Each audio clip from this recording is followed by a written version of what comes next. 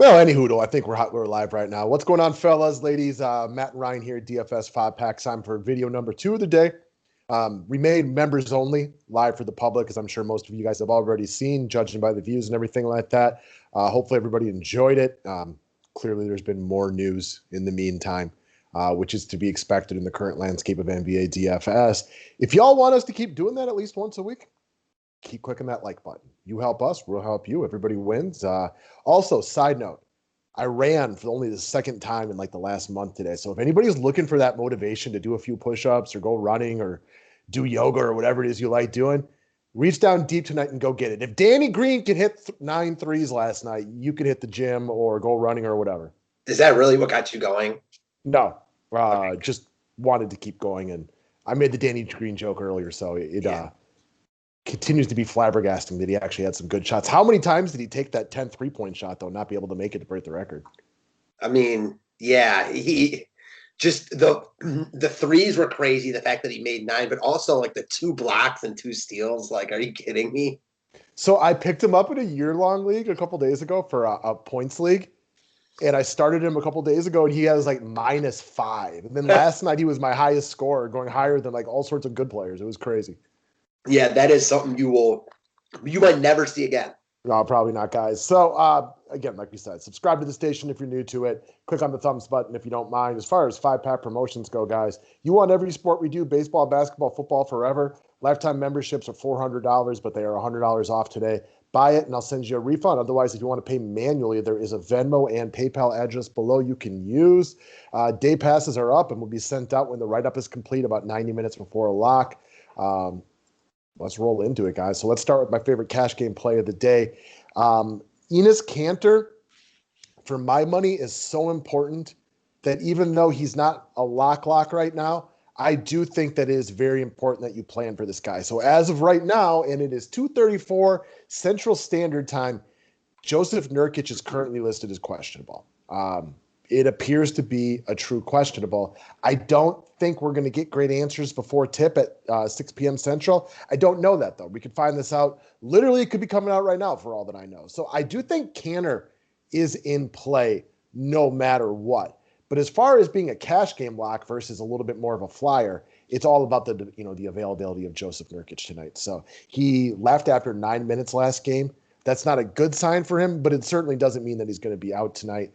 There's also an off chance Rashawn Holmes doesn't play today, although he's more probable than questionable, so I wouldn't really plan on that. On the off chance that they were both out, I mean, I think Enis Kanter would eat like James Harden in the most recent offseason, which is a lot. And then I think we'd be looking at, literal 10x potential. I just think he's very important tonight's slate. And because the Portland-Sacramento game has got so many pieces in play, it should be really easy to make multiple late swaps. So I would encourage everybody to plan around that one. Yeah, I agree with you. I mean, he's probably the top value play on the slate if Nurkic is out. From a GPP perspective, he looks like the top value on the slate if Nurkic is out. Obviously, definitely in play either way. He's averaging, as you mentioned, better than cash game value at this price. Good matchup against Sacramento. Great matchup. Yeah, great matchup against Sacramento. The only thing I'll say, and doesn't matter for tonight, but is a point I know that you can get on board with. We've seen Chalky Kanter falter before, and that is definitely a thing. So do with that what you will. I will say my counter argument to that would be the Blazers seem to like him a lot more than Boston and New York did. He hasn't really fallen out of the rotation routinely this year. They know what they have right here. I don't expect him to play like 40 minutes tonight, though, guys. Like, if he's the starter, I would lock him into every single lineup that I ran out there. But he's not going to play 40 minutes. But 25 minutes of Kanter against Sacramento, more than enough to hit GPP value. And 20 minutes is probably enough for cash value based on how he is capable of putting up DFS points in a smash spot like this. For sure. You sound a little more high on him than I am, but makes sense. All right. So GPP player of the day, Julius Randle. Yeah, talk about a guy that will play 40 minutes. Again, just talked about a guy that, is probably not going to play more than 25 minutes. He's got upside, but there's always a ceiling and a floor with there. With Randle, there's none of that. Obviously, he's more expensive at $9K, but this guy had been close to $10K recently, continues to play some of the biggest minutes in the league. His numbers are top 10 in the league in basically every category. He's just balling. This is the best Randle has ever played. I like this spot as a get-up spot for the Knicks against their interstate rivals. They've played pretty shitty last couple games, excuse me. I like them to pick it up here in what I expect to be a competitive game. I don't think the Nets roll here. My only concern with Randle is when his team is at risk of getting, beaten bad. I don't see that as a scenario here. He's going to play big minutes. I like him a ton. I think 60, plus is more than in play. So the Nets are the better team, despite the fact these teams basically have the same record. The Nets are 6-5. The Knicks are 5-6. We know the Nets are the better team. They are shorthanded though. Obviously, Kyrie hasn't been around for a few hot minutes now. Spencer Dinwiddie, clearly got injured weeks ago. So they are shorthanded. They also played a lot, and they left a lot on the floor last night. It takes a lot physically and a lot emotionally to come back after the Nuggets really looked like they were going to spank you like they were your big brother. To come back and have a great third quarter like that and to win the game takes a lot out of you. So I do think that this gives a potential letdown spot for the Nets. I'm not saying the Knicks win this game, but I'm not as scared as I would normally be that a Knicks team that has been, spanked 3 straight outings is going to get spanked tonight. Coach Thibs is a tough guy. I think he gets them rolling today. I think they play well. And ultimately, I think these guys see their 4 quarters. Like you mentioned in the beginning, Randle plays a ton of minutes. I feel very good about him playing big minutes here. And I agree with you. I'm not going to say the Knicks win this game, but I think they're going to be in position to be in the game. And that's all we can ask for. And this is the last one, I like the dog in Julius Randle.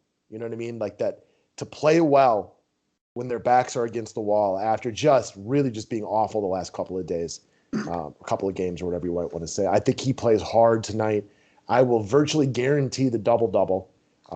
And I think this is we should be on triple-dub alert for Julius Randle tonight. Yeah, big-time triple-double alert. I'll say this. I think he's the highest-scoring player in this game. You think he outscores Kevin Durant? I do. I'm about it. And it's not like, any other year that'd be crazy to say, but now it's not really crazy to say. And that has nothing to do with Durant. That has everything to do with how good Randle's been. Durant was great last night. He left a lot on the floor, though. I mean, that's a guy who hasn't played much basketball the last couple of years.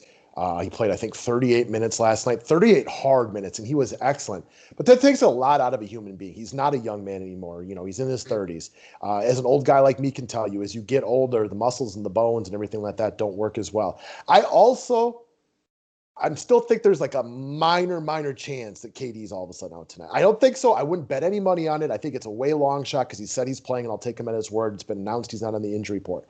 But there is still a little bit of a long shot in my mind that KD might not play tonight. That's fair. But I'm with you on all the points you said before that. Like, even if he plays 38 hard minutes, I think Randle is easily the best player in this game. I'll say that. All right, man. So next up, we're going to roll back over to Portland and Sacramento. That for our money, and the money just based on the totals that Vegas gives you every single day, is the game of the day from a DFS perspective, at least from a 30,000-foot view, but we also think they have good players. Guy that we both like a lot is going to be De'Aaron Fox, point guard, 7,400. Very cheap by his standards. Now, his points per game are down this year, only averaging 33, but it's a small sample size, and he just went through a blowout, a minutes restriction, in a game that he got hurt, which have kept his price tag down. Also, one of the reasons he's going to get some love today, just because he is less money than he is normal. Everybody knows this game has a high total, but one of the things I love about him, one, this is an island game for the Kings. Didn't play last night, don't play tomorrow. Great for his minutes. Next up, they got routed by Portland just a couple of days ago. Expect to see a very good performance from the Sacramento Kings right here. I do not expect them to get routed again. Yes, Portland is still the better team, and if Dame and CJ and Melo and the boys are knocking down three-pointers, they can run anybody out of the gym, including really, really good teams. But I don't picture that as the most likely scenario tonight. These are 2 top 10 pace teams. I'm a big Fox fan here. I'm a big Fox fan too. I think one reason why I agree with you, he's going to get love because he's too cheap. He's under 7,500, so people are going to just gravitate here. But I also think that me and you like him more than the masses. Like, we're bigger Fox fans. At least I am. I don't know if a lot of other services are usually that high on him, which kind of suppresses his ownership.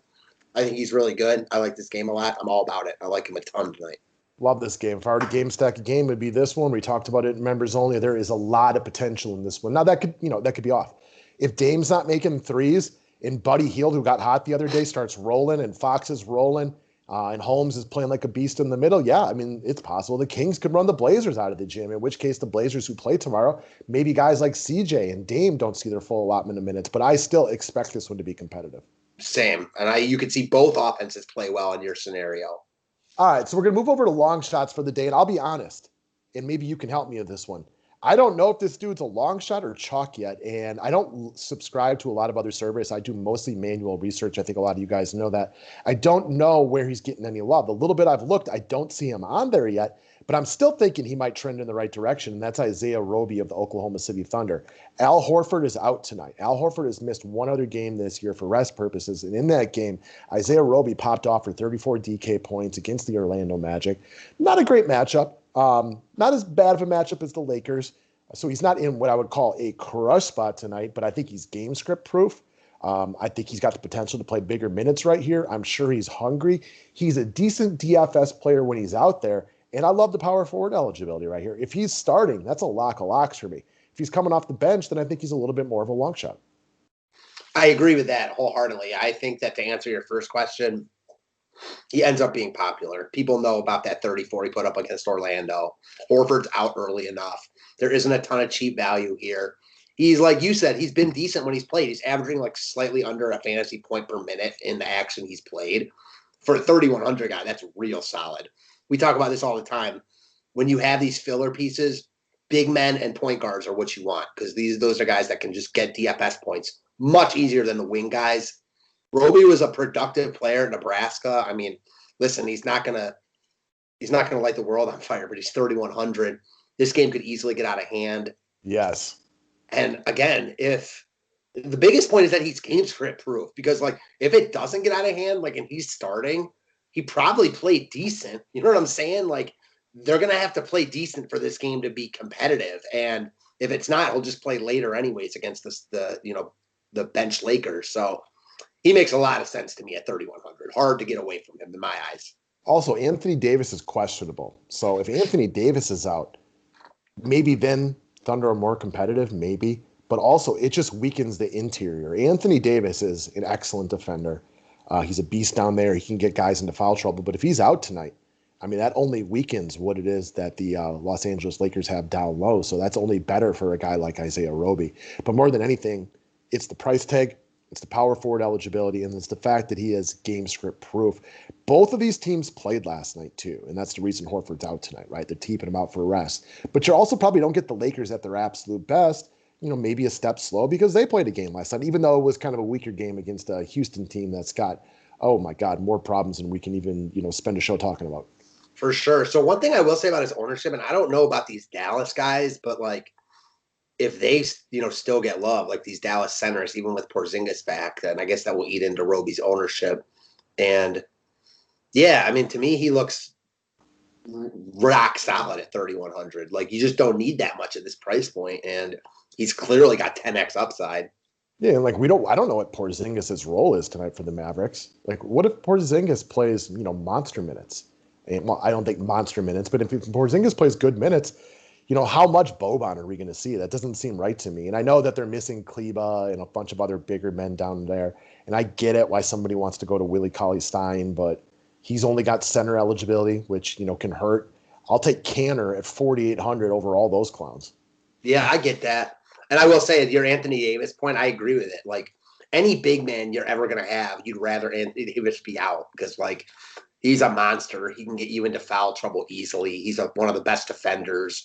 Like, he sucks to go against. Yeah, but you're not using Roby because of him. It just makes it better if he's out. Absolutely. I'm kind of an Anthony Davis critic, I guess would be the best word to talk about it. But you can't deny that this man is just an excellent defender all over the floor.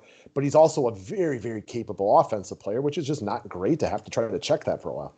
He definitely seems like he's grown a lot under LeBron's tutelage. Right. I think the flip side of that for people who all of a sudden be like, oh, he's so much better than like my boy Giannis or anybody else that you want to put in that category. Even like if James Harden was out there balling this year, like, yeah, I'm pretty sure Harden might have a ring too if he was playing with LeBron James. That's true. Like, yeah, I mean, I get that point. Yeah. Good Harden, not chubby Harden. Yeah, true. All right. Next up, we're going to go to your long shot of the day, Eric Bledsoe. This is another one. I think you like him a little bit more than I do. It's hard to know for sure because he is getting some love how you can qualify it as long shot or not. I think he can be definitely qualified as long shot in the sense that like he's a little bit erratic, but also capable of big upside. Lonzo's out, and I'll say this, if Bledsoe's out, then Walker becomes uber chalk. Yeah, agreed. But even still, like, Bledsoe's a guy that I feel like is on most people's bad side. Yes. He just is. That's just like who he is. However, it's not like he's never been productive. Now, no Lonzo Ball. He's been productive without Lonzo Ball on the court this year. Again, we don't know exactly how they're going to run the show, and it's not a great matchup. But for this spot with no Lonzo Ball, he's a too cheap at 5,800. I didn't know, kind of like your Roby call, like this wasn't really a long shot in the sense of like he's not going to be like unowned and he's not crazy cheap. But I personally don't think he's getting enough love, getting the love that he should. I like him quite a bit in this spot. And I don't hate on Eric Bledsoe as much as you do, maybe because he hasn't done my team dirty. But I'm not like an Eric Bledsoe truther. I'm not going out of my way to play him usually. I think that's a great point. And I did enjoy what you said, that he's on most people's bad list. It's true. He's on my bad list, and it's more from a real life perspective than a DFS perspective. I feel like on the Bucks, I generally had a pretty good read of when I liked him from a DFS perspective. From a real life perspective, though, like I struggle to like guys who come up small in big moments. So like Eric Bledsoe, Paul George, James Harden a little bit, guys that just don't do it in the most opportune moment. And when you do that for my team and come up extra small in the playoffs, like it's just hard for me to ever really be a big fan of you. Yeah, I mean, listen, I got no arguments there. I can't rationally argue with you about that. DFS is different though, and like your last bullet point, I mean, he's sporadic and he's not a guy maybe I would want on my team, but on my DFS team, I'm okay with it. Off the top of your head, of anybody that's ever played for your Cleveland sports teams, who would be the guy that you felt like always just routinely came up small that you just wouldn't want to be on one of your teams anymore? Ooh, that's such a good question, man. It's no one on the Browns because the Browns have a situation, right? Ernest Biner. We're going way back to the 80s. Yeah, Ernest Biner would be like the guy, obviously, the fumble and all that. Man, that is a great question. I'm going to have to get back to you on that. I'm going to be thinking about that like all night. It's probably got to be somebody on the Indians, though. Just yeah. They've been to the playoffs so much and come up small so often. They have come up small so often, but the one thing about them is like they've had new teams like every year. They're always like getting rid of like, you know what I mean? Obviously, they've had some consistency. Wish their starting pitcher had done better in the 90s. Wish their hitters had done better in the World Series. But it wasn't like one guy. I'm definitely going to think about that all night and have an answer for you tomorrow. All right. I got another off-subject question. I love these. Basketball related. Has a little bit to do with Cleveland. Let's just pretend for a second that Kyrie Irving, who's just got to be just question marks around him right now. Let's say the Nets do nothing with him or he gets traded or whatever it might be, and he just filters around the NBA and doesn't really accomplish much from an NBA perspective moving forward. Is there going to be one guy that's gotten more off of one great shot, and I cannot take that shot away from him because it was awesome, than that dude? Listen, I think that, he's got a title. So like much in the same of what you said about Anthony Davis, like that's, we live in a big era where it's like rings. Damian Green has 3. Yeah. I don't know. Like, listen, I think that he's also like a supreme talent. And he might get forgotten about if that's the case. Kind of on that same note, though, I'll ask you a question. Like, I know we were talking a little bit about this before, just like messing around on messengers, excuse me. But like, who is James Harden right now? Like, why is any team trying to give up like all these first round picks? And I just don't see how he's making these teams better. Maybe that's being short-sighted and looking only at what's happening this year, but he's not a guy that, I don't know. I don't think he's a guy you want that will like win a title. What's your take? Well, for me, like I think I've been a James Harden apologist for a long time. One, he's been trying to get through the Warriors for years. That's not an easy task. That is a tall task. We've seen it happen like once, right? Like LeBron did it with that Kyrie shot, obviously. And then the Raptors were able to get by him when everybody got hurt. So nobody really cruised past those Warriors teams. So I never really held that against him. Chris Paul getting hurt and things like that. Is he still that same guy? I don't know, man. Like, I still feel like if he were to drop 30 pounds and get back into shape, he could still boogie on anybody. Hell, on any given night, I still think he's capable of running out there and putting up 40 on pretty much anybody. But what I don't like is the general attitude. Like, where are you bringing James Harden that he's making your team a championship contender right now? He makes the most sense on the Knicks because I think if you got back into shape and he played well, he can at least make them relevant every single day. We talked about Westbrook in that same regard. I Yeah. will say, like, I know that, he doesn't look great right now. And I think the big thing is, like, I heard a couple of people talk about this earlier. Harden's a guy that can, roll out of bed and put up 30 real life. He is like under 20 for the past 4 games, which is insane. I do think, though, like, in a lot of ways, and no, I wouldn't be excited about dealing Maxey right now. He's looked really good, but he wouldn't be a deal breaker for me. I do think the Harden Embiid fit is better than Simmons and Embiid. And Simmons isn't doing anything, in my opinion, that's like, making him untradeable. I love, his versatility and the things he can do. But ultimately, like, his lack of shooting and scoring besides getting to the rim is such a hindrance on a superstar that I just don't think he'll play like him and Embiid will ever work to the level they wanted to. And Harden and Embiid can. I think that's already a team. If you have like they would have Harden, Tobias Harris, Seth Curry, Embiid. Like, that's a formidable offense right there. I think you lose me on Embiid and Harden, and the more I've thought about this one is their personalities clashing. So who is Joel Embiid respected more than anybody that he's ever played with? Jimmy Butler. Okay, who is literally the opposite of Jimmy Butler? Yeah, I get it. I just don't know if those personalities. I mean, Harden's run everybody out of town. Even Russ, who was like his boy, he ran CP3 out of town. Embiid is like better than Harden, though. I think a lot of people would say. I would say that. I mean, yes and no. You know what I mean? Like, just from an overall, like, you can't stop Embiid when he plays like last night, but he's so hit or miss. I would like to see Embiid, and I was trying to think about this as we were talking about it, who I would see him working with is like his number 2, Bradley Beal. Well, a lot of people I've heard, like, if the Nets are trying to like get willing to give so much for Harden, why not look at a deal for Bradley Beal? And I don't disagree with that. One thing I will say that I would give anything to see: DeMarcus Cousins and John Wall are like 2 of the biggest alphas. I've always said this. Like, they think they're the best guys on the court, whether they're right or wrong, they do. And like 3-4 years ago, these guys were like on the same level, maybe slightly below Harden. Like, they were all-stars consistently. Harden was on a little bit of a higher plane, but still. Now, like, he's basically being like, you guys suck, I'm out. Like, I would give anything to be a fly on the wall at one of those practices. Yeah, I don't know. Well, he's basically banned from practice at this point, so they're done there. That's not a thing anymore. It sounds like he is not even allowed in the building anymore at this point. I really wonder, like, if they're going to be able to trade him and like what they're really going to get. Well, I think Houston did themselves a disservice because now you're getting pennies on the dollar for what you could have gotten a couple of weeks ago. I think they were already kind of dealing with that. Yeah, we talked about that recently. I don't see any of these.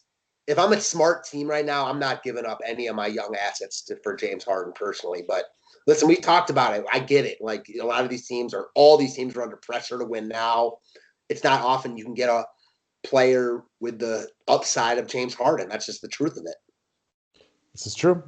He's not a young man though anymore either. No, I mean, listen, I wouldn't be doing it. Like, I don't think, like, I guess if I'm Brooklyn, I would be looking to deal Kyrie for Harden because but it's like head case, right? And Harden's better than Kyrie, so like, yeah, if you're telling me a deal like that, sure, but I'm certainly not looking to give up like my whole future, Levert and Allen or whatever, even just my whole future for Harden. I don't think that's a deal I'd be looking to make. No, because like, what does it do for you this year? I mean, would James Harden jump over to Brooklyn, get his butt into shape, and be the James Harden that we know? Maybe. Or maybe he's just like, nah, whatever. I don't know. I mean, I don't know the guy, right? I've never met him. And at that point, I feel like it's like title or bust. Like, would they – like, I still don't even think they'd be better than the Lakers. I mean, we don't even know if they'd come out of the East. They'd be a new team, guys that have selfish reputations. I don't know. I don't see it. I do see the Embiid Harden fit maybe slightly more than you, but I don't have any disagreement with what you said about their personalities. Well, I mean, Embiid's another one of these guys that I've gone up and down with. I feel like a yo-yo Same. in the last 4 years. Like you watch him play last night, you could watch it in one game. You're like, how are you guys losing to the Miami Heat with Tyler Hero as their best player and Kelly Olynyk as number 2? How are you losing to them? And then all of a sudden he takes the game over. You're like, oh yeah, I forgot about that guy. I literally, like I was saying this earlier, like, that was my emotions last night. I was like, what is this? Like, who is Joel Embiid right now? They are getting rolled on by the Miami Heat JV squad. And then literally, like you said, next thing I know, like you could see it in him. And I agree with you. I'm not sure exactly who Embiid is either. Man, the NBA is just such a soap opera and fun. Well, so I think Embiid's got a little bit, we talked about this last year with Paul George and Kawhi. Kawhi's physically weak, right? Like he's got the old knees. He can't play like 2 games in 3 nights to like save his life or whatever. And Paul George is a head case, right? Like he's just mentally weak. He comes up small in the most opportune times. He hits the side of the backboard on wide open threes in big moments. Like you just can't win with those kind of, like Embiid like goes back and forth between those guys to me. Like we know he's got physical issues. And then other times he just seems like he doesn't want it. You know what I mean? Like he's just not that engaged. And it's like, you're not as weak as Paul George mentally. You're not as weak as Kawhi physically a lot of times, but there's a little bit of each of you in there. And it's like, some days you watch, you're like, this is the best player in the NBA. That's been like Barkley's biggest criticism of Embiid for a while. Is like, he doesn't do it at an everyday basis or at an every minute level, which is what true superstars do. And I don't have any arguments with that. But the fact is when he plays his best, like we just said, he's like a top 5 player in the game, I think. Which is also the other reason that a guy like Russell Westbrook, even though he's not been playing great so far this year, like at least he gets respect from his peers because man, he gives it every single play, every single minute. He may not be able to shoot. He maybe not be as quick as he was 5 years ago because he's a little bit older. He may not have really accomplished a lot on the NBA level other than the triple doubles and the MVP and stuff like that. But I always know he's going to give it. He's going to bring it.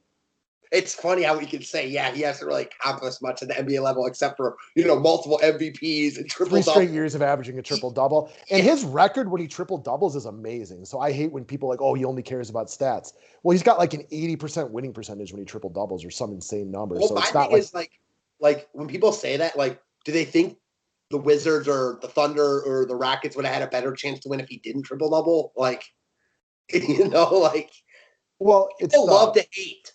Yes. So like it's kind of like you hear it this week with the Buccaneers taking on the Saints. And people are like, oh, it's so hard to beat a team for a third time. Nobody ever does it. And it's like history doesn't back up your logic at all. In fact, in the 22 times this has happened in an NFL, the team that won both games in the regular season is 14-8, which means they basically win 2 out of 3 times. So you can feel however you want, but it's not backed up by any kind of logic or numbers. For sure. No doubt. So, all right, guys, we tangented a little bit at the end and has a tendency to happen from once in a while. Go win yourself some money tonight, and we'll talk to you guys about some football in the near future. Thanks, guys.